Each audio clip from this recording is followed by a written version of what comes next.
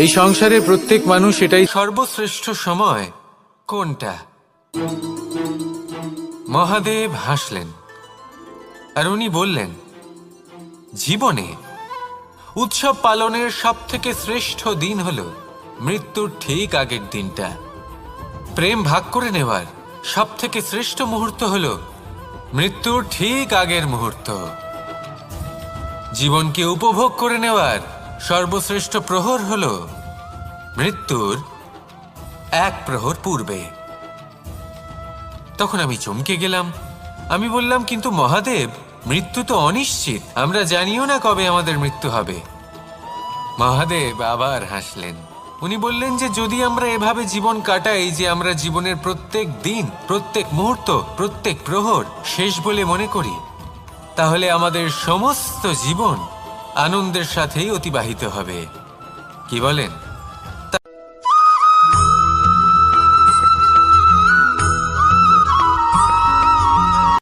সংসারে আমাদের জীবনে যখন কোনো সুখ বা দুঃখ আসে, তার জন্য আমরা কাউকে না কাউকে অবশ্যই দায়ী করে থাকি, তাই না? এই ব্যক্তি আমাদের সাথে এরকম কাজ করেছেন, তাই আমার সাথে এমন হলো। ওই ব্যক্তি যদি এমনটা না করতেন, তাহলে আজ আমি ওই স্থানে পৌঁছতে পারতাম। সবই আপনার দৃষ্টিভঙ্গির ওপর নির্ভরশীল, আর যদি আপনার দৃষ্টিভঙ্গি এমন হয়, তাহলে তা অনুচিত। সত্যি কথা বলতে, এই সংসারে ভিন্ন ভিন্ন ধরনের মানুষ আছে। এটা আপনার ওপর নির্ভর করছে কিভাবে তাদের স্বাগত জানাবেন। একবার ভাবুন, আমি আমার দুটো হাত সামনে নিয়ে এলাম, দুটো মুঠো খুলে দিলাম। দুই প্রকারের মানুষ আসবেন, কিছু না কিছু দিয়ে যাবেন। এই মুঠো যদি আমি বন্ধ করে দিই, তাহলে না কেউ আমাকে কিছু দিতে পারবে, না আমার কিছু যাবে আসবে। নিশ্চয়ই বুঝতে পারছেন এই দুই ধরনের ব্যক্তি কারা এবং তারা কি দিয়ে যান। আমি যদি নিজের মুঠো খুলে দিই, তাহলে কিছু ভালো মানুষ আসবেন, আমাকে আনন্দ, সন্তুষ্টি, জ্ঞান প্রদান করে যাবেন, ভালো অভিজ্ঞতা দিয়ে যাবেন। কোনো খারাপ ব্যক্তি যদি আসেন, তাহলে তিনিও খারাপ অভিজ্ঞতা দেবেন, যার থেকে আমি শিক্ষা লাভ করব। এই সব কিছু আমি লাভ করতে পারি। মুঠো যদি বন্ধ করে রাখি, তাহলে আমি কিছুই পাবো না। দেখুন, এই সংসারে প্রত্যেকের জীবনে এইরকম। প্রত্যেকের জীবনে সবকিছুই আছে, ভালো খারাপ দুই মানুষই আছে, ভালো অভিজ্ঞতা আছে, খারাপ অভিজ্ঞতা আছে। নির্ভর করছে আপনার ওপর যে আপনি কি করবেন, এনাদের স্বাগত কিভাবে জানাবেন, কার থেকে কি বুঝবেন, কি শিখতে পারবেন, আর কোন দৃষ্টিভঙ্গি নিয়ে অগ্রসর হবেন। এটাই নির্ধারণ করবে যে আপনার জীবন কেমন হবে। আসুন আমার সাথে ভালোবেসে বলুন, রাধা রাধা।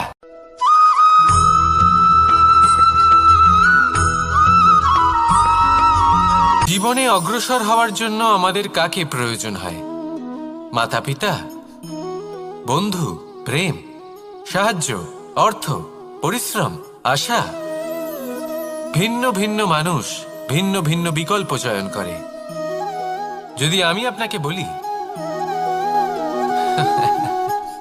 তাহলে জয় আর পরাজয়ের মন্ত্র দুটো শব্দের উপর নির্ভর করে, মেনে নেওয়া আর দৃঢ় হওয়া। যদি মেনে নেন, তাহলে হেরে যাবেন। যদি দৃঢ় হন, তাহলে নিশ্চিত রূপে জয়ী হবেন। যদি কখনো আপনি ক্লান্ত হয়ে ওঠেন, আপনি দুঃখী হন, পুরোপুরি ভেঙে পড়েছেন, তখন মেনে নেবেন না যে আপনি ভেঙে পড়েছেন, নয়তো হেরে যাবেন।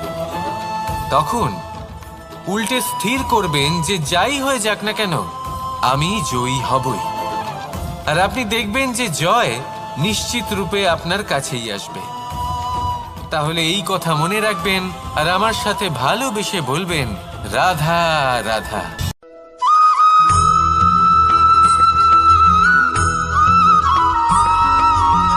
ভালো, শুধু ওনাদের কঠোর ব্যবহার দেখলে আমরা একটু ভয় পেয়ে যাই। এবার ওনাদের এই কঠোর ব্যবহার আমাদের ভালো না লাগলেও অত্যন্ত আবশ্যক, কারণ মাতার থেকে আমরা যে শক্তি লাভ করি তা যেন নিয়ন্ত্রণ হারিয়ে বিধ্বংসী না হয়ে ওঠে। আমরা যেন কোনো কুপথে না চলে যাই, আমরা কখনো যেন দোষ না করে ফেলি। শুধু সেই জন্য পিতা এবং গুরু একটু কঠোর হয়ে ওঠেন, এবং ওনাদের এই কঠোর আচরণ ভবিষ্যতে গিয়ে আমরা অবশ্যই বুঝতে পারি জীবনে কিছু বছর আমরা এগিয়ে যাই আর তারপর আমরা বুঝতে পারি যে বাবা এবং গুরু আমাদের যথেষ্ট ভালোবাসতেন, কিন্তু ওনাদের ভালোবাসার বহিঃপ্রকাশ আলাদা। প্রয়োজনীয় হলো এটা দেখার, এটা বোঝার যে শুরু থেকে আমাদের প্রতি ওনাদের আচরণ কেমন ছিল। ওনাদের কঠোর হওয়ার পেছনে ওনাদের ভালোবাসাটা বোঝার চেষ্টা করুন, ওনাদের চিন্তাটা বোঝার চেষ্টা করুন, ওনাদের পথপ্রদর্শনের আড়ালে আপনার ভবিষ্যতের জন্য যে পরিকল্পনা ওনারা করেছেন সেটা বোঝার চেষ্টা করুন। তখন আপনারা বুঝতে পারবেন ওনাদের ভালোবাসাকে। আপনার মনের মধ্যে আপনা থেকেই ওনাদের প্রতি সম্মান জেগে উঠবে। নিজের পিতা এবং নিজের গুরু এই দুজনের প্রতি কৃতজ্ঞতা প্রকাশ করুন আর আমার সাথে ভালোবেসে বলুন, রাধা রাধা।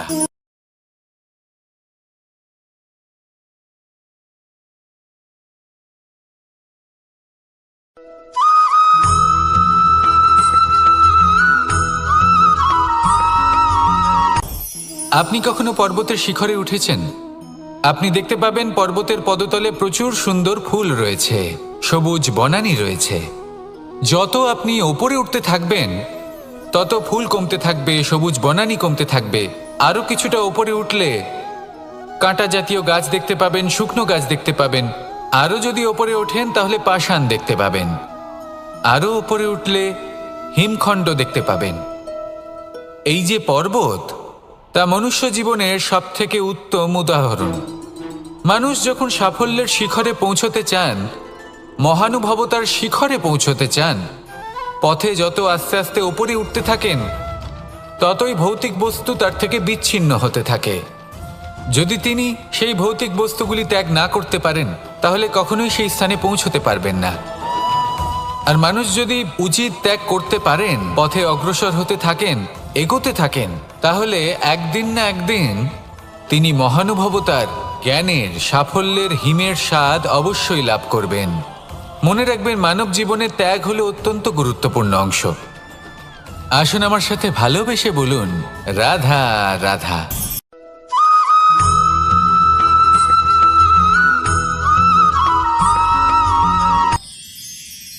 মানুষ তার জীবনে দুই ধরনের পরিস্থিতিকে খুব ভয় পায়।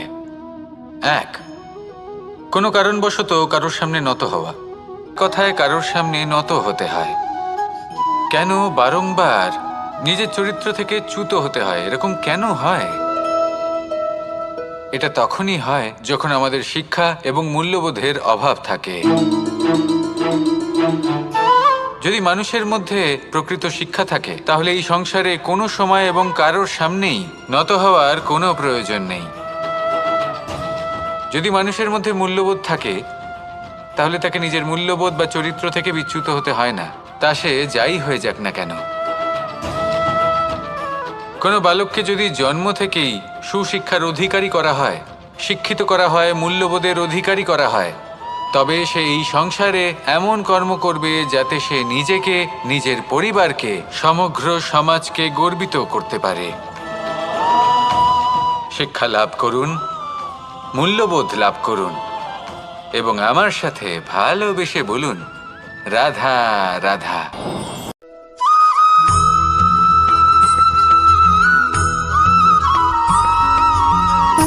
সুখ, দুঃখ এবং শক্তি, এই তিন হলো এই সংসারের ত্রিদেবের মতো। আমাদের জীবনে যা কিছু ঘটছে এই তিনটির ভিত্তির উপরেই হচ্ছে। আসলে এই সংসারের একটা নিয়ম আছে, যখনই আপনি কিছু লাভ করেন এই সংসার আপনার পরীক্ষা নেয়। এটা জানার জন্য আপনার পরীক্ষা নেয় যে আপনি যা কিছুই লাভ করেছেন আপনি কি আদৌ সেটার যোগ্য কিনা। ঠিক সেইভাবেই এই সুখ, দুঃখ এবং শক্তি আপনার পরীক্ষা নিয়ে থাকে। যখন সুখ আসে তখন সে আপনার পরীক্ষা নেয় যে আপনার মধ্যে অহংবোধ জাগ্রত হয়নি তো। যদি অহংবোধ চলে আসে তাহলে সুখ সেখানেই সঙ্গ ত্যাগ করে। দুঃখ আপনার ধৈর্যের পরীক্ষা নিতে থাকে, আর যদি আপনার মধ্যে ধৈর্য না থাকে তাহলে এটা আপনাকে আরো বেশি দুঃখের গভীর অন্ধকারে ঠেলে দেবে। সেখানে শক্তি পরীক্ষা নেয় আপনার বিনম্রতার। যদি আপনি বিনম্র না হন তাহলে হয় এই শক্তি আপনার সঙ্গ ত্যাগ করবে, নয় এই শক্তি বিনম্রতার অভাবে আপনার পতনের কারণ হতে পারে। এই সংসারে যে কোনো ব্যক্তি যিনি এই পরীক্ষায় উত্তীর্ণ হয়ে থাকেন, এই জীবনে তিনি সাফল্য লাভ করেন। আসুন আমার সাথে ভালোবেসে বলুন, রাধা রাধা।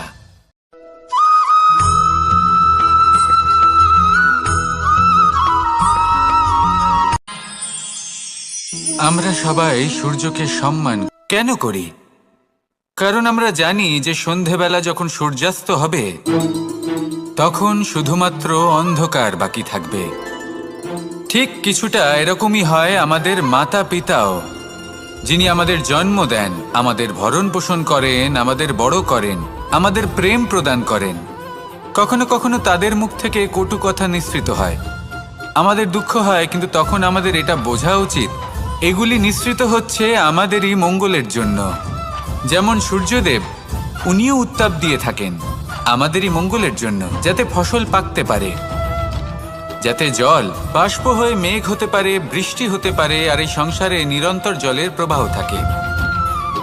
আমাদের মাতা পিতা, তাদের কঠোর আচরণ, তাদের কঠোর অনুশাসনের পেছনে লুকিয়ে থাকে ওনাদের ভালোবাসা। আমাদের তা বুঝতে হবে, সসম্মানে ওনাদের গ্রহণ করতে হবে। কারণ ঠিক সূর্যাস্তের পরে যেমন চতুর্দিক অন্ধকারচ্ছন্ন হয়ে যায়, তেমনি আমাদের জীবন থেকে যখন আমাদের মাতা পিতা চলে যায় তখন আমাদের জীবনেও শুধু এবং শুধুমাত্র অন্ধকারই ছেয়ে থাকে। সেই জন্য নিজের মাতা পিতাকে সম্মান করুন, ওনাদের ভালোবাসা প্রদান করুন। এই মন আর এই জীবন প্রসন্ন হয়ে বলবে, রাধা রাধা।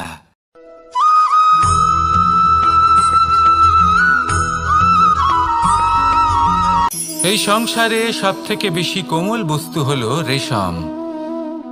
এই রেশম এতটাই কোমল হয় যে এর পুরো একটা থান শুধুমাত্র একটা হাতে ধরা সম্ভব।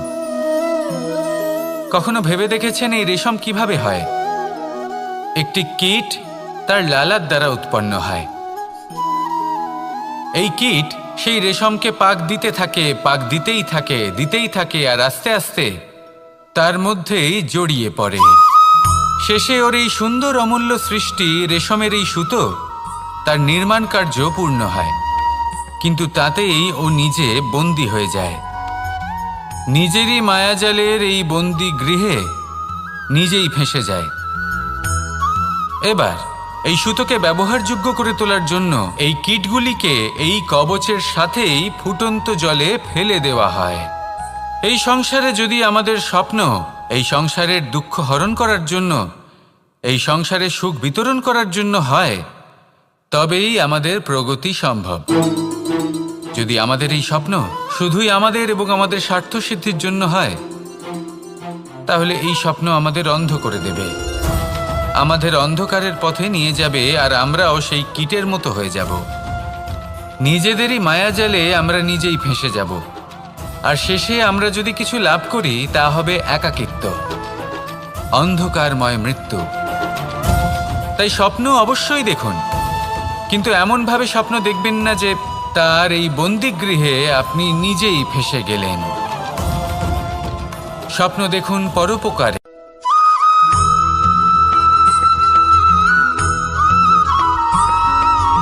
কথায় আছে, প্রত্যেক পুত্র তার পিতার প্রতিচ্ছবি হয়, আর সমস্ত প্রতিচ্ছবি চায় যেন সে তার অস্তিত্ব প্রাপ্ত করতে পারে। পুত্র চায় সে যেন তার পিতার মতো হয়, বা কখনো কখনো তার থেকেও শ্রেষ্ঠ হয়। সেটা কোনো অনুচিত ব্যাপার নয়। অনুচিত তখন হয় যখন পুত্র নিজের পিতার মতো হবার স্বপ্ন পূরণ করতে গিয়ে বা তার থেকেও শ্রেষ্ঠ হওয়ার স্বপ্ন পূরণে অনুচিত পথের আশ্রয় নেয়। কারণ তারপরে সে তার পিতার গুণগুলি আত্মসাৎ করতে চায় না।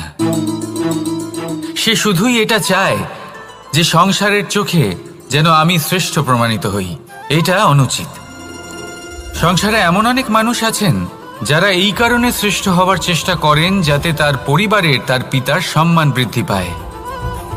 এমনও মানুষ থাকেন, আর এটাই হলো পার্থক্য উদ্দেশ্যের। মনে রাখবেন, যদি আপনার উদ্দেশ্য শুভ হয় তাহলে পথও শুভ হবে, যদি আপনার উদ্দেশ্য অশুভ হয় তাহলে পথও অশুভ হবে।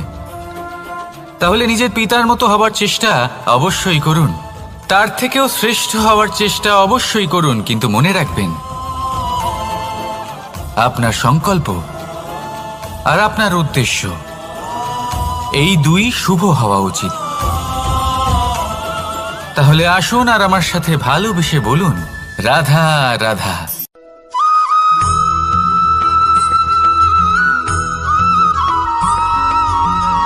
মানুষ ভাবেন যে ধন অর্জন করা হলো অত্যন্ত গুরুত্বপূর্ণ।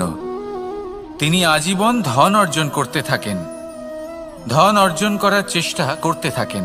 সে যাই হয়ে যাক না কেন, পরিশ্রম করতে থাকেন।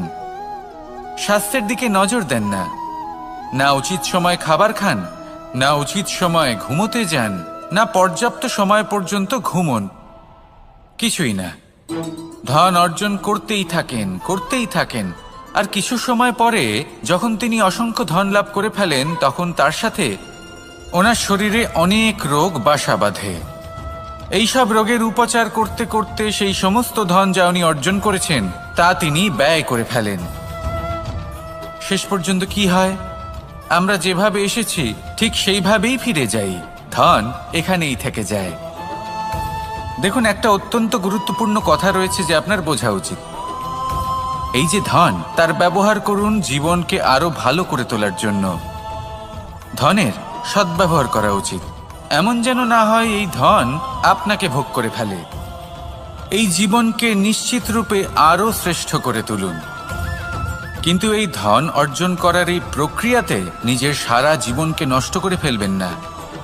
এই জীবন উপভোগ করতে শিখুন আর আমার সাথে ভালোবেসে বলুন, রাধা রাধা।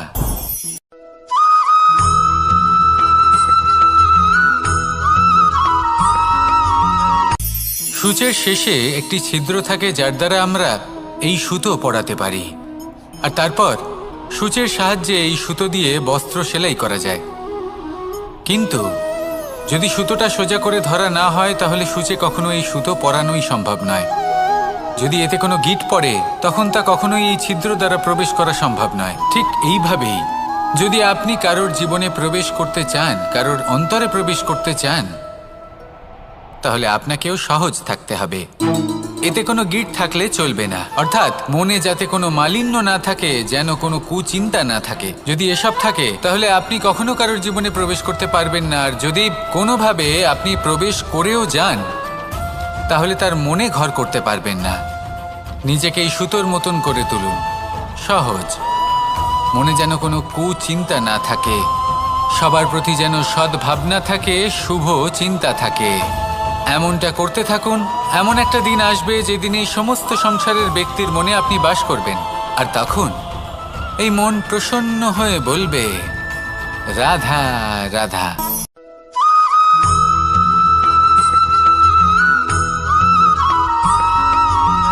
এবার অনেক সময় মানুষের মনে এরকম প্রশ্ন আসে যে এই সংসারে সবথেকে বড় বিপদ কি? কেউ বলে ধর্ম সংকট, আবার কেউ বলে প্রাণের ওপর আসা সংকট। প্রত্যেক মানুষের জীবনে বিভিন্ন সংকট আসে, আর এই সমস্ত সংকট অত্যন্ত বিচিত্র হতে পারে। এই সমস্ত সংসার হলো সংকট দ্বারা পরিপূর্ণ। ঠিক আছে, আপনাকে একটা উদাহরণ দিই। একজন ধনী ব্যক্তি, এবার ওনার জীবনে সংকট কি হতে পারে? সংকট এটাই যে কেউ তার সম্পত্তি চুরি না করে নেয়, আমরা বুঝতে পারছি। এবার একজন চোর, তার জীবনে সংকট কি হতে পারে?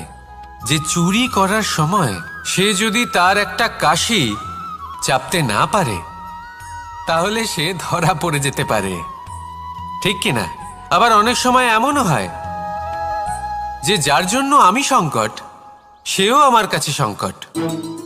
যেমন এই পরিস্থিতিতে দেখুন, সংকট হলো সংকট, এ তো জীবনে থাকবে, কিন্তু এর সম্মুখীন কিভাবে হওয়া যায়?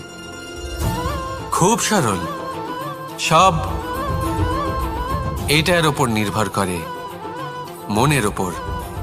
এই মনকে নিয়ন্ত্রণ করলে সব ঠিক থাকবে। এবার যদি ধনী ব্যক্তি মনকে নিয়ন্ত্রণ করে ফেলেন, নিজের অর্থের ব্যবহার শুভ কাজের জন্য, সমাজের সেবার জন্য বিকাশ করতে করেন, ওই অর্থকে একত্রিত করে না রাখেন, তাহলে চুরির সমস্যা, এই সংকট সেখানেই কেটে যাবে। এবার যদি কথা বলি সেই চোরের, তাহলে চোর যদি নিজের মনকে সংযত করে নেয়, যদি নিজের কর্মকে নিয়ন্ত্রণ করতে পারে, তাহলে এমন কোনো স্বর নেই, এমন কোনো স্বর নেই যা ওকে ধরা পড়তে বাধ্য করবে। সেই জন্য জীবনে সংকট যতই আসুক, যত বড়ই সংকট আসুক না কেন, কবচ হলো একটাই, আর এই কবচের নাম হলো আত্মনিয়ন্ত্রণ। নিজের মনকে নিয়ন্ত্রণে রাখতে শিখুন। এটা নিজের জীবনে প্রয়োগ করে তো দেখুন। যদি আপনি করতে পারেন তবে আপনি দেখবেন যে সংকট তো জীবনে আসা যাওয়া করে, কিন্তু সেই সংকটগুলির সম্মুখীন আপনি এইভাবে করতে পারবেন। তাহলে সেটাই করুন, আর আমার সাথে ভালোবেসে বলুন, রাধা রাধা।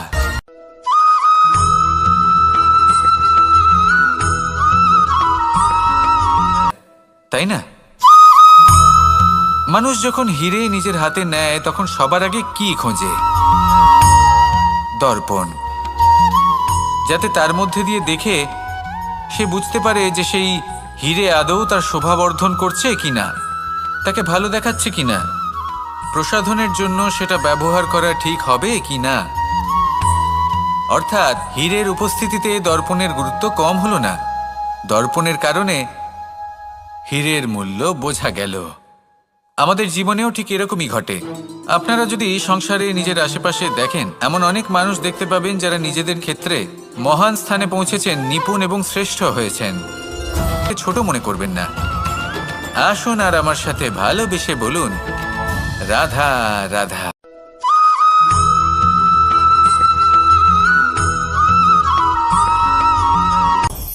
আপনি কখনো পর্বতের শিখরে উঠেছেন? আপনি দেখতে পাবেন পর্বতের পদতলে প্রচুর সুন্দর ফুল রয়েছে, সবুজ বনানী রয়েছে। যত আপনি ওপরে উঠতে থাকবেন তত ফুল কমতে থাকবে, সবুজ বনানী কমতে থাকবে। আরও কিছুটা ওপরে উঠলে কাঁটা জাতীয় গাছ দেখতে পাবেন, শুকনো গাছ দেখতে পাবেন। আরও যদি ওপরে ওঠেন তাহলে পাষাণ দেখতে পাবেন। আরও ওপরে উঠলে হিমখণ্ড দেখতে পাবেন। এই যে পর্বত, তা মনুষ্য জীবনের সবথেকে উত্তম উদাহরণ। মানুষ যখন সাফল্যের শিখরে পৌঁছতে চান, মহানুভবতার শিখরে পৌঁছতে চান, পথে যত আস্তে আস্তে উপরে উঠতে থাকেন ততই ভৌতিক বস্তু তার থেকে বিচ্ছিন্ন হতে থাকে। যদি তিনি সেই ভৌতিক বস্তুগুলি ত্যাগ না করতে পারেন তাহলে কখনোই সেই স্থানে পৌঁছতে পারবেন না। আর মানুষ যদি উচিত ত্যাগ করতে পারেন, পথে অগ্রসর হতে থাকেন, এগোতে থাকেন, তাহলে একদিন না একদিন তিনি মহানুভবতার, জ্ঞানের, সাফল্যের হিমের স্বাদ অবশ্যই লাভ করবেন। মনে রাখবেন, মানব জীবনে ত্যাগ হলো অত্যন্ত গুরুত্বপূর্ণ অংশ। আসুন আমার সাথে ভালোবেসে বলুন, রাধা রাধা।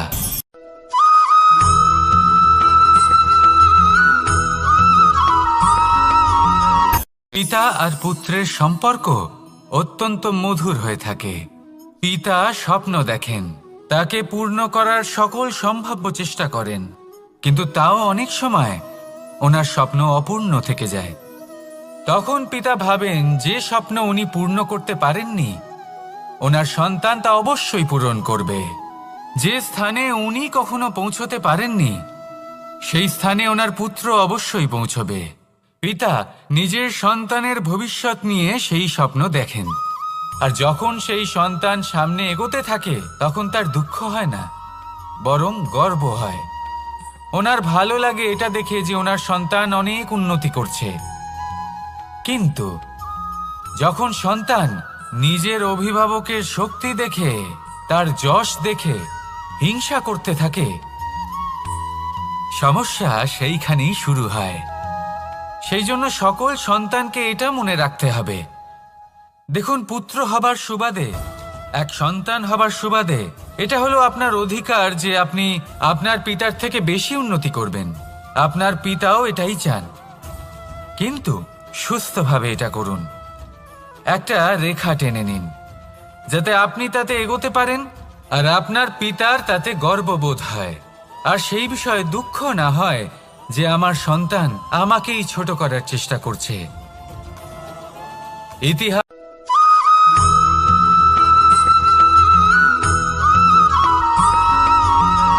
মানুষের মানসিকতা এমন হয় যে সে যতটা করে আশা করে যে তার থেকে অনেক বেশি তার বদলে সে পাবে।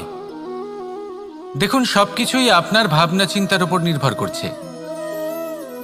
আপনি যদি ফলের বিষয়ে ভেবে কর্ম করতে থাকেন তাহলে সেটা অনুচিত। জীবনের আসল আনন্দ হলো নিজের কর্ম করতে থাকা, ফলের চিন্তা করা উচিত নয়। যদি আপনি এরকম ভাবেন যে আমি এতটা করছি, আমার এতটা পাওয়া উচিত, সেই ভাবনা অনুচিত। যদি আপনি সেবার মানসিকতা নিয়ে কর্ম করতে থাকেন, কর্মচক্রে প্রবাহিত হন, যদি আপনি এমন ভাবনা রাখেন যে আমি এতটা পাচ্ছি তাই এর থেকে অনেক বেশি আমি কর্ম করব, তাহলে নিশ্চিতরূপে আপনি যতটা করছেন তার থেকে অনেক বেশি আপনি পাবেন। আপনার আশার থেকে অনেক বেশি আপনি পাবেন। শুধু জীবনে অনেক বেশি কাজ করতে থাকুন, ফলের চিন্তা করবেন না। আর মনে রাখবেন, এই ভাবনাই সব থেকে বড় বীজ। কর্মের উপর বিশ্বাস রাখুন। জীবনে যা যা আপনি চান সবই সুখময় হবে। আসুন আর আমার সাথে ভালোবেসে বলুন, রাধা রাধা।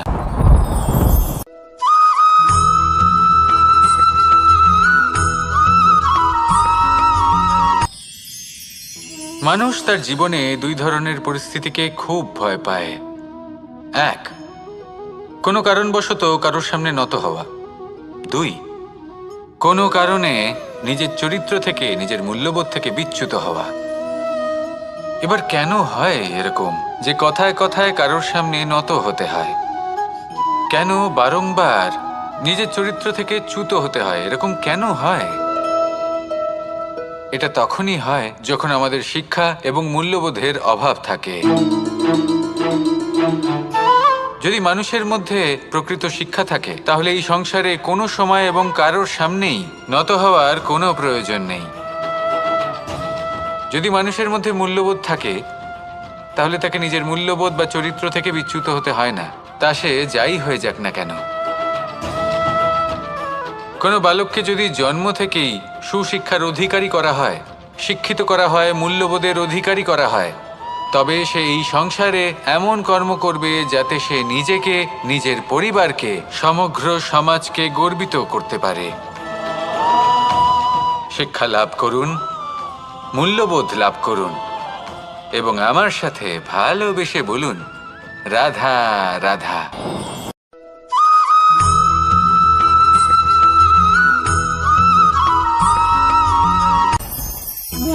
ভোজন।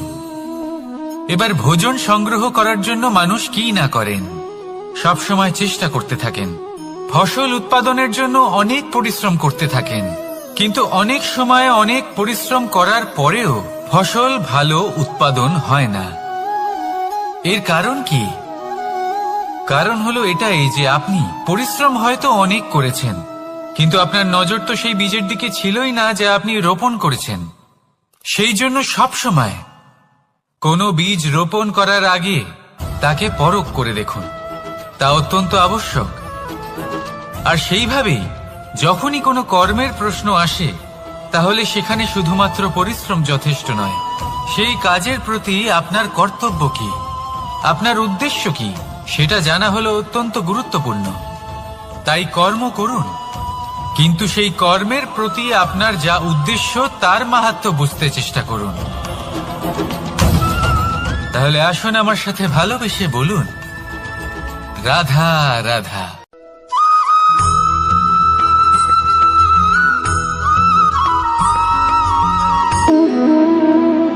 সম্পর্ক হলো আমাদের জীবনের একটি আধার। কিছু সম্পর্ক এমন যা আমরা জন্মসূত্রে লাভ করি, যেমন পরিবার, মা, বাবা। কিছু সম্পর্ক আছে যা আমরা জীবনে অর্জন করে থাকি, তা সে প্রেমের হোক, স্নেহের হোক বা বন্ধুত্বের। এই সকল সম্পর্ক লাভ করার বা গড়ে তোলার 5টি ধাপ রয়েছে। প্রথম ধাপ, কোনো ব্যক্তির সাথে আলাপ হওয়া, তার সাথে কথা বলা বা তাকে দেখা। দ্বিতীয় ধাপ, সে ব্যক্তিকে আমাদের ভালো লাগা। তৃতীয় ধাপ, আমাদের এটা চাইতে শুরু করা যে জীবনে এই ব্যক্তি যেন আমাদের বন্ধু হন, আমাদের জীবনে থাকেন, বা আমাদের কাউকে ভালোবেসে ফেলা, আর এটা আমাদের ভাবা বা চাওয়া যে সেই ব্যক্তি যেন আজীবন আমার সাথে থাকেন, আমার জীবনে আমার সাথী হয়ে। চতুর্থ ধাপ, লাভ করা। এবার এই ধাপটি অনেক মানুষের পক্ষেই খুবই সরল হয়, বড়ই সরলভাবে নিজেদের সঙ্গীকে লাভ করে থাকেন। কিছু মানুষের জন্য এই ধাপ অত্যন্ত কঠিন হয়ে থাকে।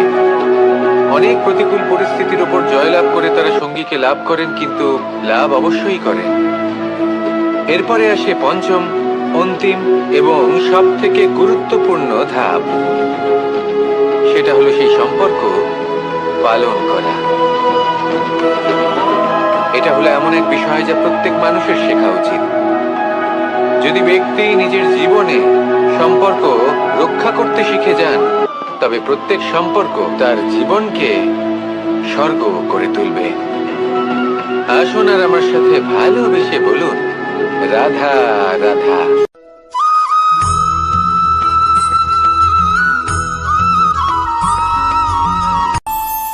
আমাদের মনে যখন কোনো প্রশ্ন ওঠে, কোনো দ্বন্দ্ব জাগে, তখন আমরা যাই আমাদের গুরুর কাছে, আমাদের আরাধ্যের কাছে গিয়ে জিজ্ঞেস করি।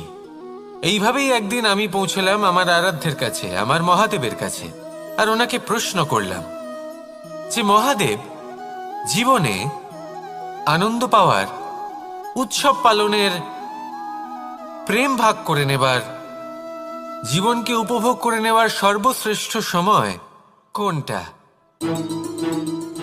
মহাদেব হাসলেন আর উনি বললেন, জীবনে উৎসব পালনের সব থেকে শ্রেষ্ঠ দিন হল মৃত্যুর ঠিক আগের দিনটা। প্রেম ভাগ করে নেওয়ার সব থেকে শ্রেষ্ঠ মুহূর্ত হল মৃত্যুর ঠিক আগের মুহূর্ত। জীবনকে উপভোগ করে নেওয়ার সর্বশ্রেষ্ঠ প্রহর হল মৃত্যুর এক প্রহর পূর্বে। তখন আমি চমকে গেলাম। আমি বললাম, কিন্তু মহাদেব, মৃত্যু তো অনিশ্চিত, আমরা জানিও না কবে আমাদের মৃত্যু হবে। মহাদেব আবার হাসলেন। উনি বললেন যে যদি আমরা এভাবে জীবন কাটাই যে আমরা জীবনের প্রত্যেক দিন, প্রত্যেক মুহূর্ত, প্রত্যেক প্রহর শেষ বলে মনে করি, তাহলে আমাদের সমস্ত জীবন আনন্দের সাথেই অতিবাহিত হবে। কি বলেন?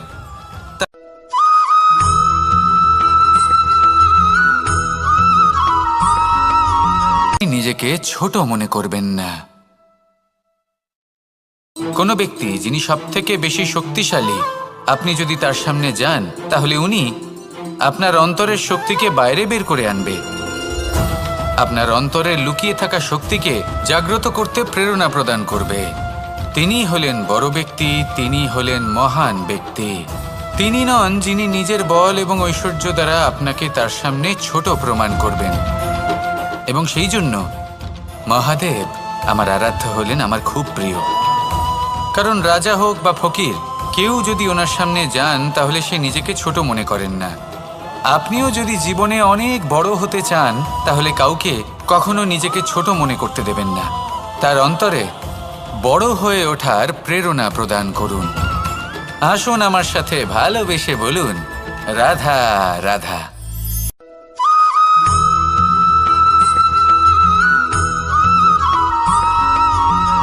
যখন আমরা কোনো বনে প্রবেশ করি, তখন এই সবুজ ঘাস দেখে, এই কোমল ঘাস দেখে আমাদের মন প্রফুল্ল হয়ে ওঠে। ভিন্ন ভিন্ন প্রজাতির ফুল, ভিন্ন ভিন্ন রঙের ফুল দেখে এই মন আনন্দে ভরে ওঠে। এখানে শিশুরা আনন্দ লাভ করে, বড়রা ভোজন গ্রহণ করেন, কথাবার্তা বলেন, হাঁটাহাঁটি করে বেড়ান।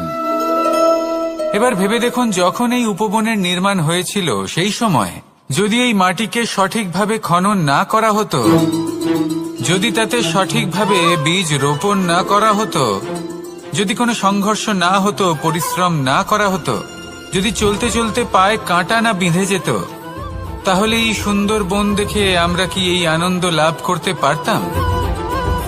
কখনোই নয়।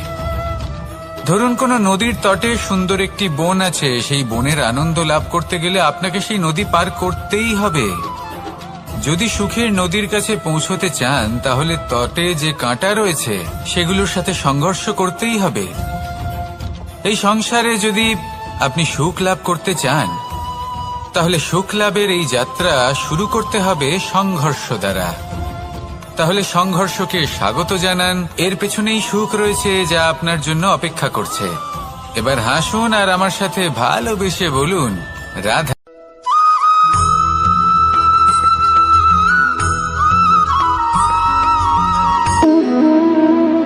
সম্পর্ক হলো আমাদের জীবনের একটি আধার। কিছু সম্পর্ক এমন যা আমরা জন্মসূত্রে লাভ করি, যেমন পরিবার, মা, বাবা। কিছু সম্পর্ক আছে যা আমরা জীবনে অর্জন করে থাকি, তা সে প্রেমের হোক, স্নেহের হোক বা বন্ধুত্বের। এই সকল সম্পর্ক লাভ করার বা গড়ে তোলার 5টি ধাপ রয়েছে। প্রথম ধাপ, কোনো ব্যক্তির সাথে আলাপ হওয়া, তার সাথে কথা বলা বা তাকে দেখা। দ্বিতীয় ধাপ, সে ব্যক্তিকে আমাদের ভালো লাগা। তৃতীয় ধাপ, আমাদের এটা চাইতে শুরু করা যে জীবনে এই ব্যক্তি যেন আমাদের বন্ধু হন, আমাদের জীবনে থাকেন, বা আমাদের কাউকে ভালোবেসে ফেলা আর এটা আমাদের ভাবা বা চাওয়া যে সেই ব্যক্তি যেন আজীবন আমার সাথে থাকেন, আমার জীবনে আমার সাথী হয়ে। চতুর্থ ধাপ, লাভ করা। এবার এই ধাপটি অনেক মানুষের পক্ষেই খুবই সরল হয়, বড়ই সরলভাবে নিজেদের সঙ্গীকে লাভ করে থাকেন। কিছু মানুষের জন্য এই ধাপ অত্যন্ত কঠিন হয়ে থাকে। অনেক প্রতিকূল পরিস্থিতির উপর জয়লাভ করে তারা সঙ্গীকে লাভ করেন, কিন্তু লাভ অবশ্যই করেন। এরপরে আসে পঞ্চম, অন্তিম এবং সবথেকে গুরুত্বপূর্ণ ধাপ। সেটা হলো সেই সম্পর্ক পালন করা। এটা হলো এমন এক বিষয় যা প্রত্যেক মানুষের শেখা উচিত। যদি ব্যক্তি নিজের জীবনে সম্পর্ক রক্ষা করতে শিখে যান, তবে প্রত্যেক সম্পর্ক তার জীবনকে স্বর্গ করে তুলবে। আসুন আর আমার সাথে ভালোবেসে বলুন রাধা রাধা।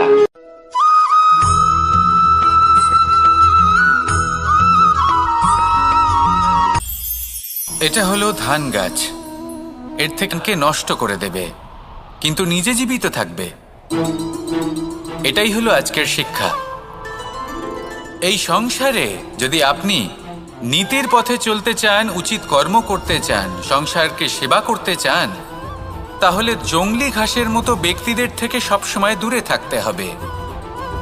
সেই ব্যক্তি যারা দুর্নীতি এবং মিথ্যা দ্বারা পরিপূর্ণ, যাদের ব্যবহার অশুভ, যাদের অনেক অশুভ গুণ রয়েছে, তারা সঠিক নয়। সেই সকল ব্যক্তি যাদের চরিত্র অত্যন্ত দুষ্ট হয়, তারা হয় শুভ চরিত্রের ব্যক্তিকে একদম নষ্ট করে দেয়, নয় নিজের মতো বানিয়ে তোলে।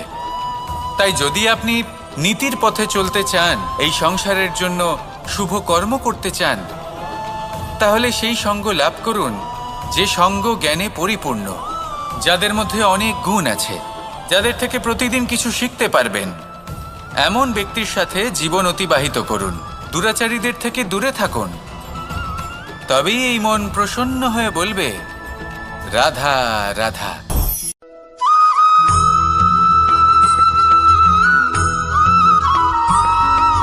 মানুষের একটি সমস্যা আছে যে মানুষ সাফল্যকে মাপতে থাকেন, লক্ষ্যপ্রাপ্তিকে মাপতে থাকেন এবং তার তুলনা করতে থাকেন যে ও এত কিছু পেল আর আমি পেলাম না,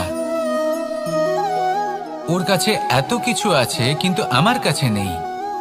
এই তুলনা করার জন্য ওনারা দুঃখী হয়ে পড়েন, নিরাশ হয়ে পড়েন। তাই আমি একটা প্রশ্ন করছি যে এটা কি উচিত? এই সংসারে আপনি কি নিয়ে তুলনা করবেন, যেখানে সূর্যদেব চন্দ্রমা দুজনেই আছেন, দুজনেই হলেন বিশেষ, দুজনেই নিজ নিজ সময়ে উদিত হন। এদের মধ্যে একজন না থাকলে তাহলে আমাদের জীবন কঠিন হয়ে পড়বে। ঠিক সেইভাবেই আপনি যদি একটা বড় রেখা অঙ্কন করেন, তাহলে অন্য রেখাটি ছোট হয়ে পড়ে না, সে তেমনই থাকে যেমনটা সে ছিল। আপনার অস্তিত্ব কখনো ছোট বা বড় হতে পারে না। শুধু তুলনা করার জন্য আপনার এটা মনে হতে পারে। যদি আপনি যুদ্ধ করতে চান, আপনার তলোয়ারের প্রয়োজন পড়বে। যদি বস্ত্র তৈরি করতে চান, এত বড় তলোয়ার দিয়ে কিছুই হবে না। তখন প্রয়োজন পড়বে একটা ছোট্ট সূচের। তাই তুলনা করবেন না, না নিজেকে ছোট মনে করবেন না অন্য কাউকে। সবার সাথে সহযোগিতা করুন, আর যদি তুলনা করতেই হয় নিজের সাথে করুন, যে কাল আমি কেমন ব্যক্তি ছিলাম, আজ কি তার থেকে শ্রেষ্ঠ হয়ে উঠতে পেরেছি।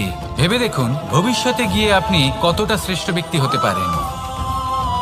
আসুন আমার সাথে ভালোবেসে বলুন, রাধা রাধা।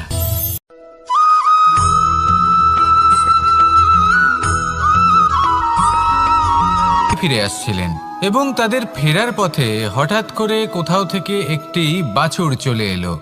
এই দুই বোন ভয়ভীত হয়ে গেলেন, আর তাদের হাত থেকে সেই আটা পড়ে গেল, মাটিতে মিশে গেল। এবার এই পুরো ঘটনাক্রমে যদি কারোর বিন্দুমাত্র লাভ হয়ে থাকে, বিন্দুমাত্র আনন্দ পেয়ে থাকে, তাহলে সে কে?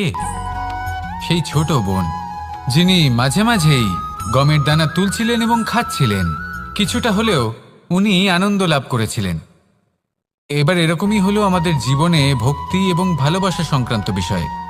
মানুষ নিজের জীবনের দৈনিক কাজে এতটাই ব্যস্ত হয়ে পড়েন, প্রত্যেকদিন শুধু কাজ কাজ কাজ কাজ করতে থাকেন, আর তাতে ভক্তি এবং ভালোবাসার জন্য সময় বার করতেই পারেন না। দেখুন, জীবনে ভক্তি আর প্রেমের এই যে ছোট ছোট মুহূর্ত আছে, এগুলো যদি আপনি যাপন করতে পারেন তাহলে তাতেই আপনি তৃপ্তি লাভ করবেন। বাকি সবই আপনার ব্যর্থ বলেই মনে হবে।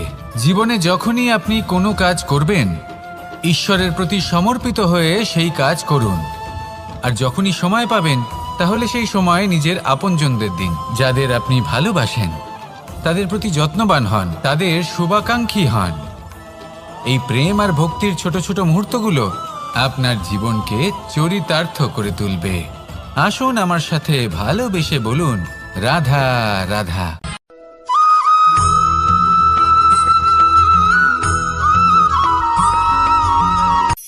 এই সংসারে সাফল্য লাভ করার জন্য জ্ঞানের প্রয়োজন হয়, পরিশ্রমের প্রয়োজন হয়, দৃঢ় নিষ্ঠার প্রয়োজন হয়, নিরন্তর চেষ্টা করা প্রয়োজনীয়। কিন্তু আরও কিছু আছে যা অত্যন্ত প্রয়োজনীয় এবং গুরুত্বপূর্ণ। তা হলো ভালো বন্ধু। তাদের থাকা অত্যন্ত প্রয়োজনীয়। যদি ভালো বন্ধু থাকে, তাহলে সময় এলে তারা ঢাল হয়ে আপনাকে সুরক্ষা করবেন। সময় এলে অস্ত্রের মতো শত্রুকে সংহারও করবেন। যদি তিনি জ্ঞানী হন, তাদের মধ্যে সদ্গুণ থাকে, তাহলে এই সব গুণ আপনার মধ্যেও প্রবেশ করবে। তাহলে সাফল্যের জন্য ভালো বন্ধু পাওয়া অত্যন্ত প্রয়োজনীয়। কিন্তু শুধু বন্ধু কেন, ভালো শত্রুও থাকা প্রয়োজনীয়। এবার আপনি ভাববেন, আমি কি বললাম? যদি আপনার জীবনেও ভালো অর্থাৎ শক্তিশালী শত্রু থাকে, তাহলে আপনিও শক্তিশালী হতে থাকবেন। এই শত্রু আপনাকে প্রেরিত করবে আরো বেশি শক্তিশালী হয়ে ওঠার। কখনো কোনো হরিণকে দেখুন, তীব্র গতিতে দৌড়তে থাকে। কেন তীব্র গতিতে দৌড়য়? এই কারণে নয় যে কোথাও তার জন্য মধুর ঘাস অপেক্ষা করে রয়েছে, না। সে এই কারণে তীব্র গতিতে দৌড়য় কারণ সেটা না করলে তার পেছনে একটি সিংহ আছে যে ওকে নিজের ভোজন করে ফেলবে। তাই জীবনে বিপদ, সংকট, এই সব কিছুও হলো অত্যন্ত গুরুত্বপূর্ণ। তার সম্মুখীন হতে শিখুন, আর আমার সাথে ভালোবেসে বলুন, রাধা রাধা।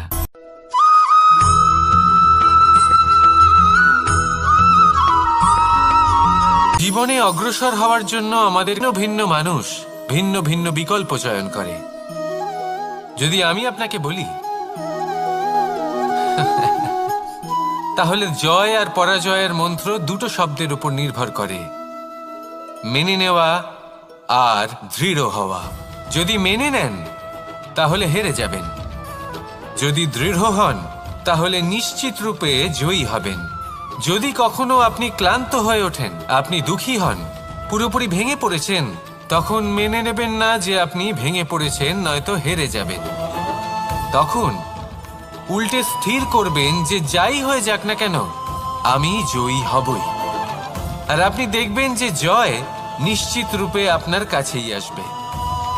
তাহলে এই কথা মনে রাখবেন আর আমার সাথে ভালোবেসে বলবেন, রাধা রাধা।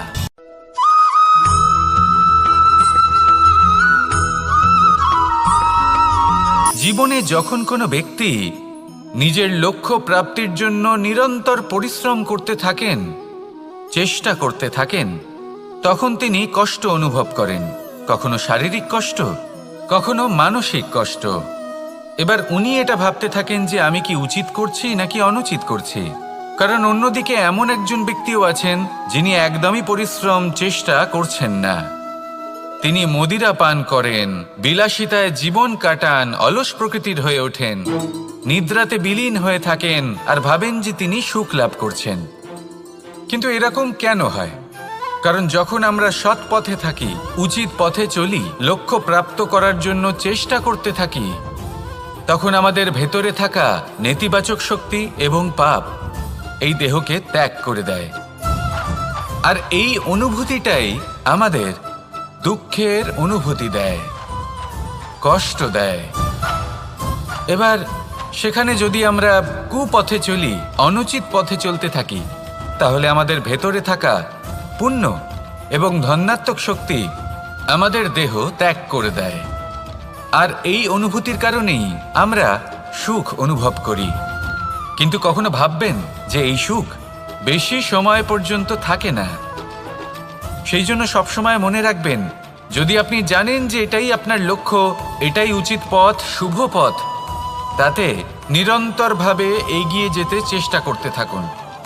এই কষ্ট আপনাকে সুখের পরাকাষ্ঠায় কখন পৌঁছে দেবে তা আপনি জানতেই পারবেন না।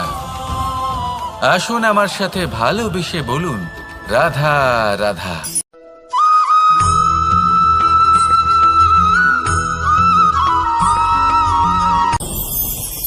ভয়ের সাথে আমরা সবাই পরিচিত, কষ্টও আমরা সবাই পেয়েছি। কখনো কখনো আমরা অসুস্থ হয়ে পড়ি, আর এমন সময় হলে মাতার মমতা, কখনো বাবার স্নেহ, কখনো বন্ধুদের পাশে থাকার অনুভূতি আমাদের রোগ নিরাময়ে সাহায্য করে।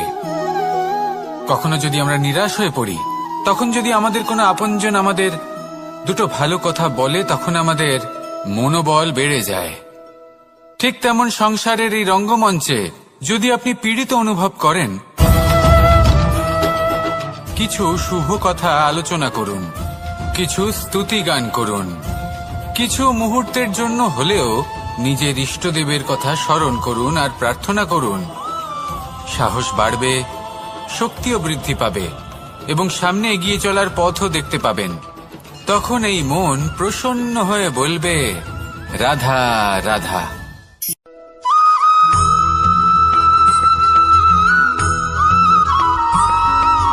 প্রত্যেক মানুষ নিজে কোনো দাসকে দেখুন, ওকে দেখে লোকে বলে যে ওর ভবিষ্যৎ সেটাই হতে পারে, অনুমান করে ফেলেন। আর এই রাজাকে দেখুন, উনি তো কত সুখী হবেন, উনি তো জগতের সব থেকে অধিক সুখী মানুষ, কত সুখ সুবিধা আছে ওনার কাছে, ধারণা করে ফেলেন। তবে সত্য তো এটাই যে কারোর ব্যক্তিত্বের বিষয়ে, তাদের ভবিষ্যতের বিষয়ে আপনি পূর্ণ সত্য কখনোই বলতে পারবেন না, শুধু অনুমান করতে পারবেন। আর এই অনুমান করে সত্যি কোনো লাভ হয় না, কারণ এই কাল সেটা হলো অত্যন্ত শক্তিশালী। কালো থেকে কালোতর কয়লাকেও হীরেতে পরিণত করতে পারে, অনেক বড় বড় রাজাকেও বিদূষক বানিয়ে ফেলতে পারে এক মুহূর্তেই। তাহলে আপনি অনুমান করে কি লাভ? কি পেলেন অনুমান করে? সেই জন্য কারোর বিষয়ে কোনো অনুমান করবেন না, তার ভবিষ্যতের বিষয়ে অনুমান করতে যাবেন না, কারোর বিষয়ে কোনো ধারণা করে নেবেন না। কিছু করতে হলে ভালোবাসুন, সবার মধ্যে ভালোবাসা ছড়ান, সবার মধ্যে ধনাত্মক ভাব ছড়ান। এই মন প্রসন্ন হয়ে বলবে, রাধা রাধা।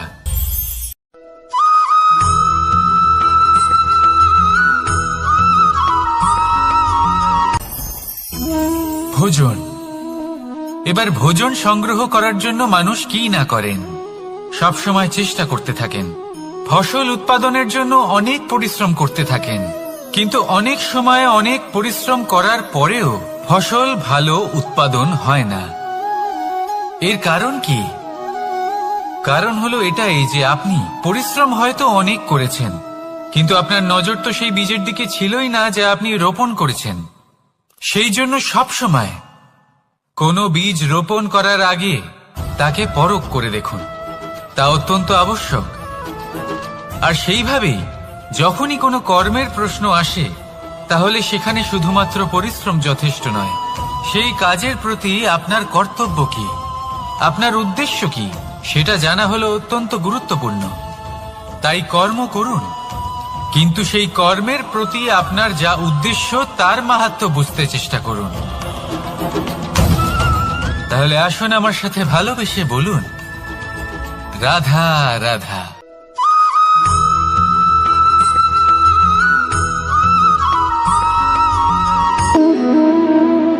সম্পর্ক হলো আমাদের জীবনের একটি আধার। কিছু সম্পর্ক এমন যা আমরা জন্মসূত্রে লাভ করি, যেমন পরিবার, মা, বাবা। কিছু সম্পর্ক আছে যা আমরা জীবনে অর্জন করে থাকি, তা সে প্রেমের হোক, স্নেহের হোক বা বন্ধুত্বের। এই সকল সম্পর্ক লাভ করার বা গড়ে তোলার 5টি ধাপ রয়েছে। প্রথম ধাপ, কোনো ব্যক্তির সাথে আলাপ হওয়া, তার সাথে কথা বলা বা তাকে দেখা। দ্বিতীয় ধাপ, সে ব্যক্তিকে আমাদের ভালো লাগা। তৃতীয় ধাপ, আমাদের এটা চাইতে শুরু করা যে জীবনে এই ব্যক্তি যেন আমাদের বন্ধু হন, আমাদের জীবনে থাকেন, বা আমাদের কাউকে ভালোবেসে ফেলা আর এটা আমাদের ভাবা বা চাওয়া যে সেই ব্যক্তি যেন আজীবন আমার সাথে থাকেন, আমার জীবনে আমার সাথী হয়ে। চতুর্থ ধাপ, লাভ করা। এবার এই ধাপটি অনেক মানুষের পক্ষেই খুবই সরল হয়, বড়ই সরলভাবে নিজেদের সঙ্গীকে লাভ করে থাকেন। কিছু মানুষের জন্য এই ধাপ অত্যন্ত কঠিন হয়ে থাকে। অনেক প্রতিকূল পরিস্থিতির উপর জয়লাভ করে তারা সঙ্গীকে লাভ করেন, কিন্তু লাভ অবশ্যই করেন। এরপরে আসে পঞ্চম, অন্তিম এবং সব থেকে গুরুত্বপূর্ণ ধাপ। সেটা হলো সেই সম্পর্ক পালন করা। এটা হলো এমন এক বিষয় যা প্রত্যেক মানুষের শেখা উচিত। যদি ব্যক্তি নিজের জীবনে সম্পর্ক রক্ষা করতে শিখে যান, তবে প্রত্যেক সম্পর্ক তার জীবনকে স্বর্গ করে তুলবে। আসুন আর আমার সাথে ভালোবেসে বলুন, রাধা রাধা।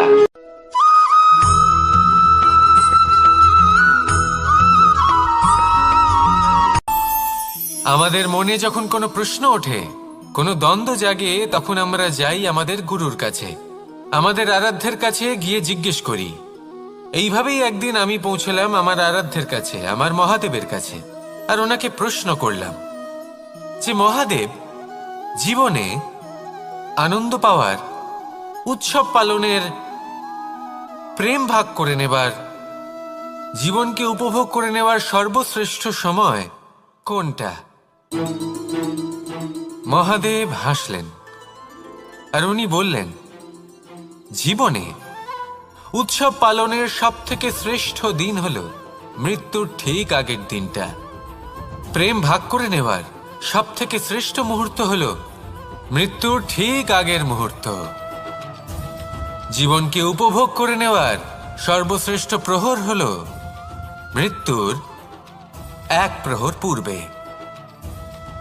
তখন আমি চমকে গেলাম। আমি বললাম, কিন্তু মহাদেব, মৃত্যু তো অনিশ্চিত, আমরা জানিও না কবে আমাদের মৃত্যু হবে।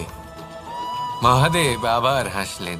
উনি বললেন যে যদি আমরা এভাবে জীবন কাটাই যে আমরা জীবনের প্রত্যেক দিন, প্রত্যেক মুহূর্ত, প্রত্যেক প্রহর শেষ বলে মনে করি, তাহলে আমাদের সমস্ত জীবন আনন্দের সাথেই অতিবাহিত হবে। কি বলেন?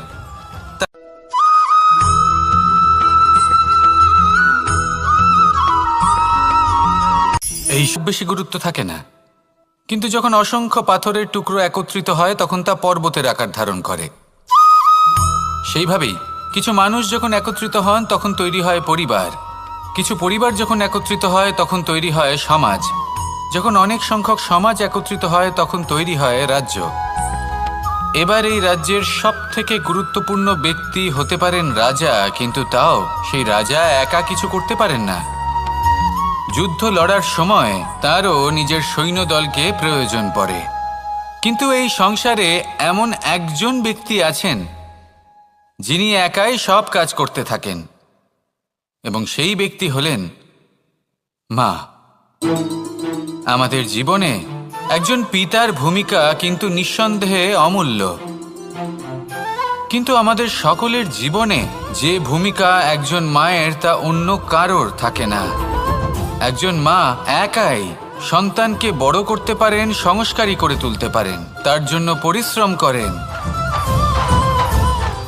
আর এত কিছু কাজ করার পরেও তার কাজের জন্য তিনি প্রশংসা অবশ্য পান না।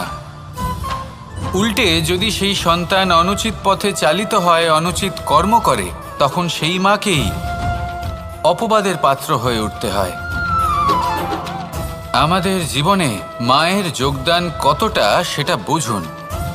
আপনাকে বড় করে তোলার জন্য উনি কতটা পরিশ্রম করেছেন সেটা বুঝুন। আজ থেকে, এখন থেকে, এই মুহূর্ত থেকে মাকে সম্মান করতে শিখুন। যখন সময় পাবেন, যখন সুযোগ হবে, তখন তার প্রশংসা করুন, ওনারও ভালো লাগবে। আর মায়ের এই মমতার জন্য, তার এই ভূমিকার জন্য আসুন সবাই মিলে আমরা তাকে প্রণাম করি, আর সকলে মিলে ভালোবেসে বলি, রাধা রাধা।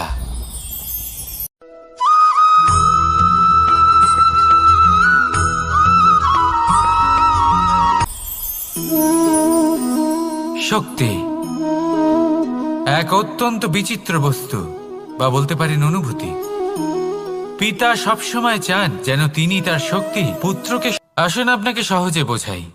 যদি আপনি সুপাত্র হন আর আপনাকে শক্তি দেওয়া হয়, তাহলে আপনি সেই শক্তির গুরুত্ব বুঝবেন, কোথায় সেই শক্তি প্রয়োগ করা উচিত সেটা বুঝবেন। আর এটা যেহেতু অর্জন করা শক্তি হবে, সেই শক্তির অপব্যবহার হবে না। কিন্তু যদি এই আপনি কুপাত্র হন আর যদি আপনাকে এই শক্তি দেওয়া হয়, তাহলে কি হবে? দেখতে গেলে এই শক্তি আপনি দান হিসেবে পেয়েছেন, তাই না আপনি এই শক্তির গুরুত্ব বুঝবেন, আর না এর প্রয়োগ আপনি জানবেন। তার অপব্যবহার হওয়া সুনিশ্চিত। তাই যদি আপনি কোনো শক্তি অর্জন করতে চান, তাহলে আগে তার যোগ্য হয়ে উঠুন। পুত্র নয়, পাত্র হয়ে উঠুন। আর আমার সাথে ভালোবেসে বলুন, রাধা রাধা।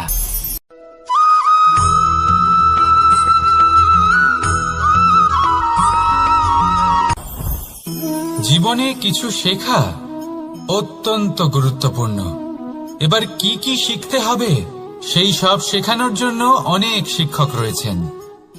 কিন্তু কি শিখবেন না আর কি করবেন না, এটা আমাদের নিজের অভিজ্ঞতা দিয়ে শিখতে হয়। কিন্তু তার মানে এটা নয় যে যদি আপনাকে শিখতে হয় যে আগুনের তাপ কতটা, আপনাকে আগুনের মধ্যে হাত দিতে হবে। না, অন্য কারোর অভিজ্ঞতা দ্বারাও শিখতে পারেন। প্রশ্ন শুধুমাত্র একটাই যে আপনি কি শিখতে চান নাকি চান না। যদি আপনি এটাই ভাবেন যে আমি শুধুই নিজের অভিজ্ঞতা দ্বারাই শিখতে চাই, তাহলে জীবনকাল ছোট মনে হবে, অনেক কিছুই শিখতে পারবেন না।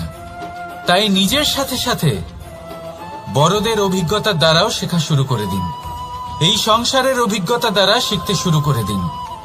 আর এটা নিশ্চিত রূপে শেখা আবশ্যক যে কখন কি করবেন না, কোথায় থামতে হবে আর কোথায় থামবেন না। তাহলে আসুন আর আমার সাথে ভালোবেসে বলুন, রাধা রাধা।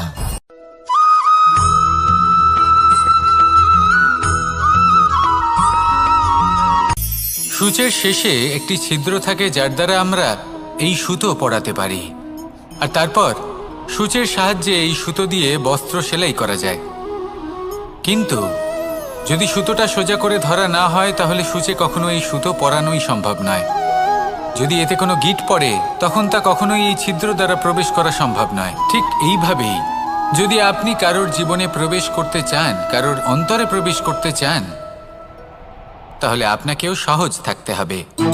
এতে কোনো গিঁট থাকলে চলবে না, অর্থাৎ মনে যাতে কোনো মালিন্য না থাকে, যেন কোনো কুচিন্তা না থাকে। যদি এসব থাকে, তাহলে আপনি কখনো কারোর জীবনে প্রবেশ করতে পারবেন না। আর যদি কোনোভাবে আপনি প্রবেশ করেও যান, তাহলে তার মনে ঘর করতে পারবেন না। নিজেকে এই সুতোর মতন করে তুলুন, সহজ। মনে যেন কোনো কুচিন্তা না থাকে, সবার প্রতি যেন সদ্ভাবনা থাকে, শুভ চিন্তা থাকে। এমনটা করতে থাকুন। এমন একটা দিন আসবে যেদিন এই সমস্ত সংসারের ব্যক্তির মনে আপনি বাস করবেন, আর তখন এই মন প্রসন্ন হয়ে বলবে, রাধা রাধা।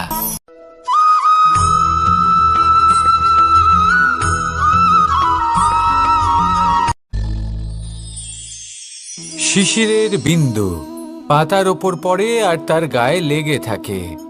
পাতা তাকে শুষে নিতে পারে না, আর শেষ পর্যন্ত সে ঝরে পড়ে যায়।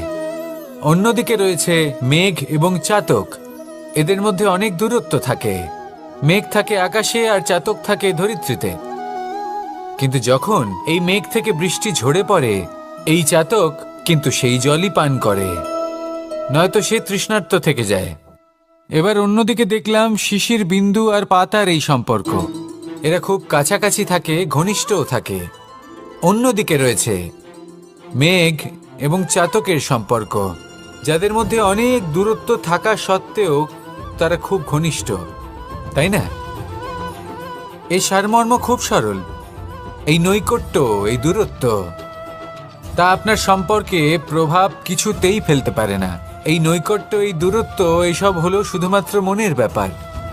কখনো আপনি অনুভব করেছেন আপনি কারোর থেকে অনেক অনেক দূরে আছেন, অনেক দূরে আছেন, তাও সেই ব্যক্তির প্রতি আপনি টান অনুভব করেন। সেখানে আপনি কারোর সাথে প্রত্যেক দিন অতিবাহিত করেন, সমস্ত জীবন অতিবাহিত করেন, সব থেকে বেশি সময় তার সাথে অতিবাহিত করেন, তাও তার প্রতি সেই টান অনুভব করেন না। এই সংকেত হলো মনের দূরত্বের। তাহলে মনের এই দূরত্ব দূর করুন আর আমার সাথে।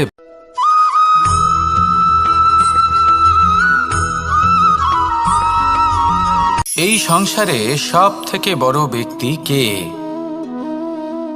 আপনি বলবেন এ কেমন ধরনের প্রশ্ন, কিন্তু এটা হলো সব থেকে উচিত প্রশ্ন। কেউ এর উত্তর দেবে যে সেই মহাপ্রতাপী রাজা, তিনি হলেন সব থেকে বড় ব্যক্তি, সেই বড় রাজনীতিবিদ, তিনিই সব থেকে বড় ব্যক্তি। আমি আপনাকে জানাই যে সংসারের সব থেকে বড় ব্যক্তি হলেন তিনি, যার সাথে দেখা করলে আপনি নিজেকে ছোট মনে করবেন না। কোনো ব্যক্তি যিনি সব থেকে বেশি শক্তিশালী, আপনি যদি তার সামনে যান, তাহলে উনি আপনার অন্তরের শক্তিকে বাইরে বের করে আনবে, আপনার অন্তরে লুকিয়ে থাকা শক্তিকে জাগ্রত করতে প্রেরণা প্রদান করবে। তিনি হলেন বড় ব্যক্তি, তিনি হলেন মহান ব্যক্তি। তিনি নন যিনি নিজের বল এবং ঐশ্বর্য দ্বারা আপনাকে তার সামনে ছোট প্রমাণ করবেন। এবং সেই জন্য মহাদেব আমার আরাধ্য হলেন আমার খুব প্রিয়। কারণ রাজা হোক বা ফকির, কেউ যদি ওনার সামনে যান তাহলে সে নিজেকে ছোট মনে করেন না। আপনিও যদি জীবনে অনেক বড় হতে চান, তাহলে কাউকে কখনো নিজেকে ছোট মনে করতে দেবেন না। তার অন্তরে বড় হয়ে ওঠার প্রেরণা প্রদান করুন। আসুন আমার সাথে ভালোবেসে বলুন, রাধা রাধা।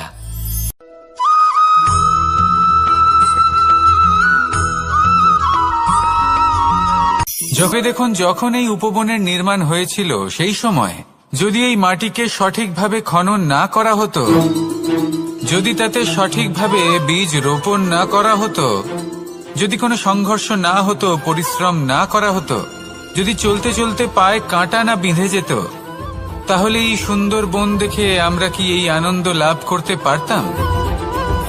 কখনোই নয়। ধরুন কোনো নদীর তটে সুন্দর একটি বন আছে, সেই বনের আনন্দ লাভ করতে গেলে আপনাকে সেই নদী পার করতেই হবে। যদি সুখের নদীর কাছে পৌঁছতে চান, তাহলে তটে যে কাঁটা রয়েছে সেগুলোর সাথে সংঘর্ষ করতেই হবে। এই সংসারে যদি আপনি সুখ লাভ করতে চান, তাহলে সুখ লাভের এই যাত্রা শুরু করতে হবে সংঘর্ষ দ্বারা। তাহলে সংঘর্ষকে স্বাগত জানান, এর পেছনেই সুখ রয়েছে যা আপনার জন্য অপেক্ষা করছে। এবার হাসুন আর আমার সাথে ভালোবেসে বলুন, রাধা।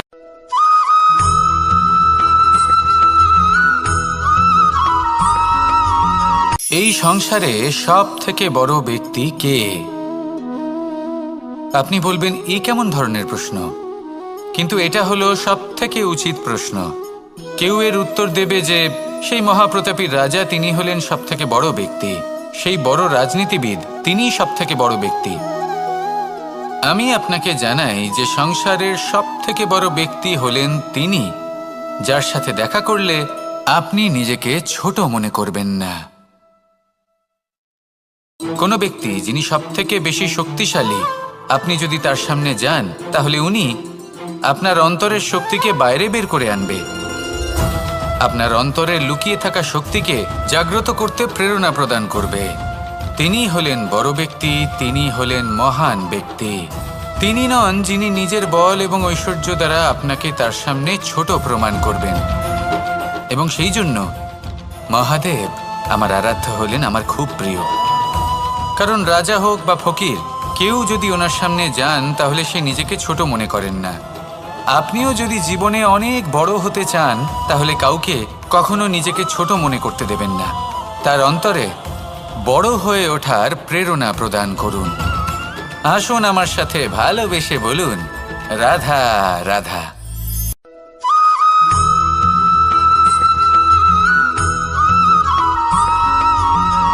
পুরুষার্থ। শাস্ত্রে 4 ধরনের পুরুষার্থের কথা বলা হয়েছে। প্রথম হলো ধর্ম। আপনি কি জানেন এই ধর্ম আসলে কি? আপনার কি মনে হয় ধর্ম আসলে কি? কোনো বিশেষ ঈশ্বরকে মানাই কি ধর্ম বলা হয়? নাকি কোনো বিশেষ রীতি পালন করাই হলো ধর্ম? নাকি কোনো বিশেষ সাহিত্যকে সর্বশ্রেষ্ঠ মনে করাই হলো ধর্ম? না, ধর্ম হলো সেটা যাকে ধারণ করা যেতে পারে। আর ধারণ শুধু সেটাই করা যায় যা পবিত্র। পবিত্র শুধু তাকেই বলা হয় যা নিঃস্বার্থ, যার মধ্যে শাসন করার কোনো ইচ্ছে নেই, যা সরলভাবেই প্রবাহমান, জল এবং বায়ুর মতো। যখন কোনো ব্যক্তি ধর্মকে ধারণ করেন এবং সেই ধর্ম সেই ব্যক্তিকে রক্ষা করে, তখন তাকে ধর্ম বলা হয়। ধর্ম যা রক্ষা করে অহংকার থেকে, খারাপ চিন্তার হাত থেকে। সেই জন্য পুরুষার্থ গড়ে তোলার আগে, ধর্ম পালন করার আগে ধর্মের প্রকৃত অর্থ কি সেটা বুঝে নিন। এটা জেনে রাখুন যে সমস্ত ধর্মের আধার, সমস্ত ধর্মের ভিত শুধুমাত্র ভালোবাসা। আসুন আর এই ভালোবাসার সাথেই বলুন, রাধা রাধা।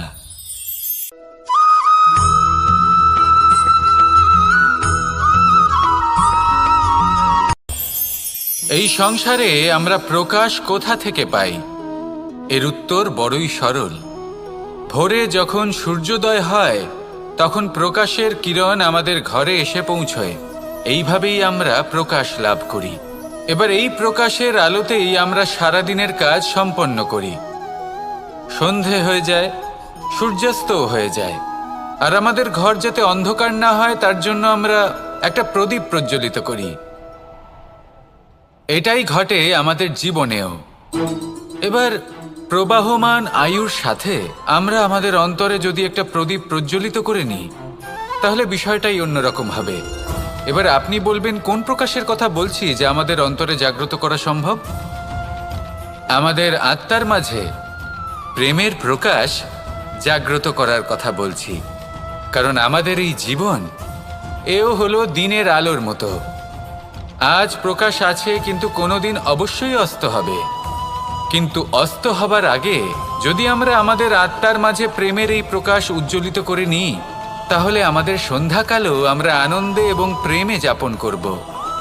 তাহলে আসুন আর আমার সাথে ভালোবেসে বলুন, রাধা রাধা।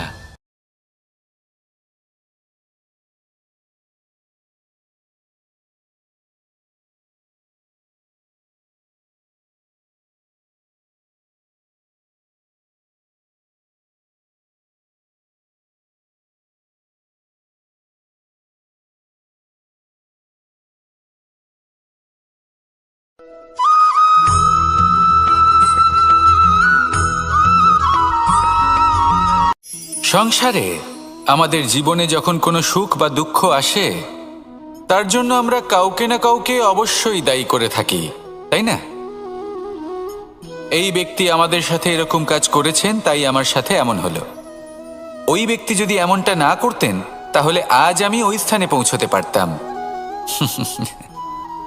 সবই আপনার দৃষ্টিভঙ্গির ওপর নির্ভরশীল। আর যদি আপনার দৃষ্টিভঙ্গি এমন হয় তাহলে তা অনুচিত। সত্যি কথা বলতে এই সংসারে ভিন্ন ভিন্ন ধরনের মানুষ আছে। এটা আপনার ওপর নির্ভর করছে কিভাবে তাদের স্বাগত জানাবেন। একবার ভাবুন, আমি আমার দুটো হাত সামনে নিয়ে এলাম, দুটো মুঠো খুলে দিলাম, দুই প্রকারের মানুষ আসবেন, কিছু না কিছু দিয়ে যাবেন। এই মুঠো যদি আমি বন্ধ করে দিই, তাহলে না কেউ আমাকে কিছু দিতে পারবে, না আমার কিছু যাবে আসবে। নিশ্চয়ই বুঝতে পারছেন এই দুই ধরনের ব্যক্তি কারা এবং তারা কি দিয়ে যান। আমি যদি নিজের মুঠো খুলে দিই, তাহলে কিছু ভালো মানুষ আসবেন, আমাকে আনন্দ, সন্তুষ্টি, জ্ঞান প্রদান করে যাবেন, ভালো অভিজ্ঞতা দিয়ে যাবেন। কোনো খারাপ ব্যক্তি যদি আসেন, তাহলে তিনিও খারাপ অভিজ্ঞতা দেবেন, যার থেকে আমি শিক্ষা লাভ করব। এই সব কিছু আমি লাভ করতে পারি। মুঠো যদি বন্ধ করে রাখি, তাহলে আমি কিছুই পাবো না। দেখুন, এই সংসারে প্রত্যেকের জীবন এইরকম। প্রত্যেকের জীবনে সবকিছুই আছে, ভালো খারাপ দুই মানুষই আছে, ভালো অভিজ্ঞতা আছে, খারাপ অভিজ্ঞতা আছে। নির্ভর করছে আপনার ওপর যে আপনি কি করবেন, এনাদের স্বাগত কিভাবে জানাবেন, কার থেকে কি বুঝবেন, কি শিখতে পারবেন, আর কোন দৃষ্টিভঙ্গি নিয়ে অগ্রসর হবেন। এটাই নির্ধারণ করবে যে আপনার জীবন কেমন হবে। আসুন আমার সাথে ভালোবেসে বলুন, রাধা রাধা।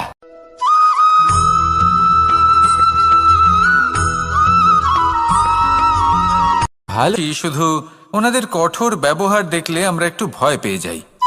এবার ওনাদের এই কঠোর ব্যবহার আমাদের ভালো না লাগলেও অত্যন্ত আবশ্যক, কারণ মাথার থেকে আমরা যে শক্তি লাভ করি তা যেন নিয়ন্ত্রণ হারিয়ে বিধ্বংসী না হয়ে ওঠে।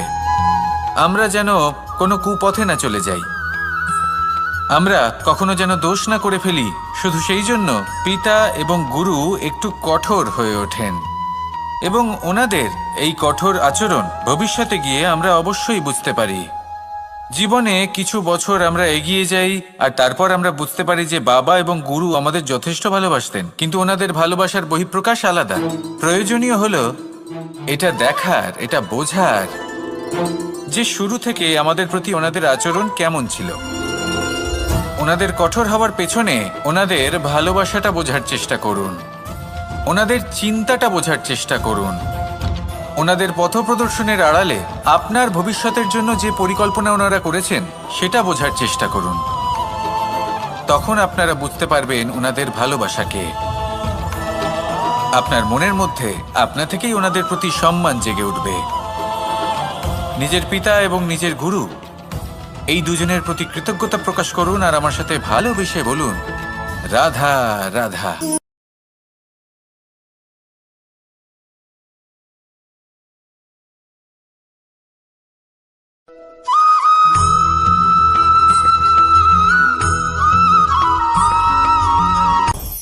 আপনি কখনো পর্বতের শিখরে উঠেছেন? আপনি দেখতে পাবেন পর্বতের পদতলে প্রচুর সুন্দর ফুল রয়েছে, সবুজ বনানী রয়েছে। যত আপনি ওপরে উঠতে থাকবেন তত ফুল কমতে থাকবে, সবুজ বনানী কমতে থাকবে। আরও কিছুটা ওপরে উঠলে কাঁটা জাতীয় গাছ দেখতে পাবেন, শুকনো গাছ দেখতে পাবেন। আরও যদি ওপরে ওঠেন তাহলে পাষাণ দেখতে পাবেন। আরও ওপরে উঠলে হিমখণ্ড দেখতে পাবেন। এই যে পর্বত, তা মনুষ্য জীবনের সবথেকে উত্তম উদাহরণ। মানুষ যখন সাফল্যের শিখরে পৌঁছতে চান, মহানুভবতার শিখরে পৌঁছতে চান, পথে যত আস্তে আস্তে উপরে উঠতে থাকেন ততই ভৌতিক বস্তু তার থেকে বিচ্ছিন্ন হতে থাকে। যদি তিনি সেই ভৌতিক বস্তুগুলি ত্যাগ না করতে পারেন, তাহলে কখনোই সেই স্থানে পৌঁছতে পারবেন না। আর মানুষ যদি উচিত ত্যাগ করতে পারেন, পথে অগ্রসর হতে থাকেন, এগোতে থাকেন, তাহলে একদিন না একদিন তিনি মহানুভবতার, জ্ঞানের, সাফল্যের হিমের স্বাদ অবশ্যই লাভ করবেন। মনে রাখবেন, মানব জীবনে ত্যাগ হলো অত্যন্ত গুরুত্বপূর্ণ অংশ। আসুন আমার সাথে ভালোবেসে বলুন, রাধা রাধা।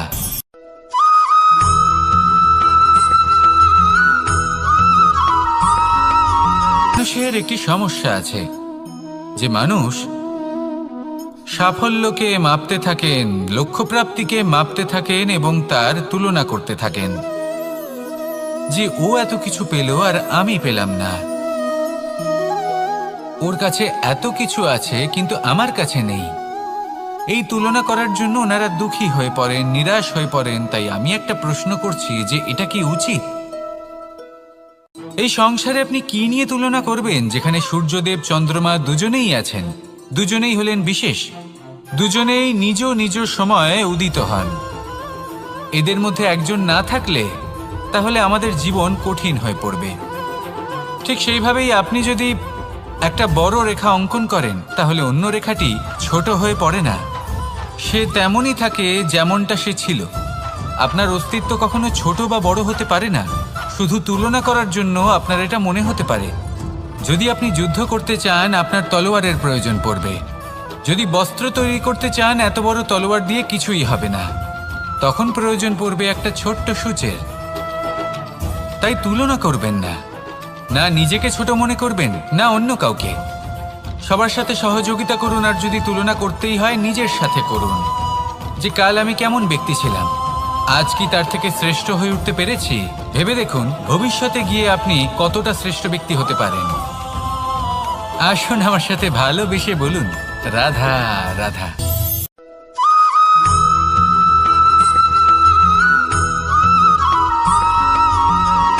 জীবন কিসের উপর নির্ভরশীল?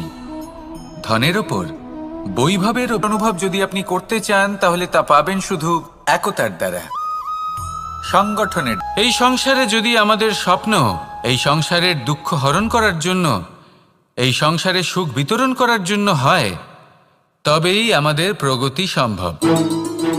যদি আমাদের এই স্বপ্ন শুধুই আমাদের এবং আমাদের স্বার্থ সিদ্ধির জন্য হয়, তাহলে এই স্বপ্ন আমাদের অন্ধ করে দেবে, আমাদের অন্ধকারের পথে নিয়ে যাবে, আর আমরাও সেই কীটের মতো হয়ে যাব। নিজেদেরই মায়াজালে আমরা নিজেই ফেঁসে যাব, আর শেষে আমরা যদি কিছু লাভ করি তা হবে একাকিত্ব, অন্ধকারময় মৃত্যু। তাই স্বপ্ন অবশ্যই দেখুন, কিন্তু এমনভাবে স্বপ্ন দেখবেন না যে তার এই বন্দিগৃহে আপনি নিজেই ফেঁসে গেলেন। স্বপ্ন দেখুন পরোপকার।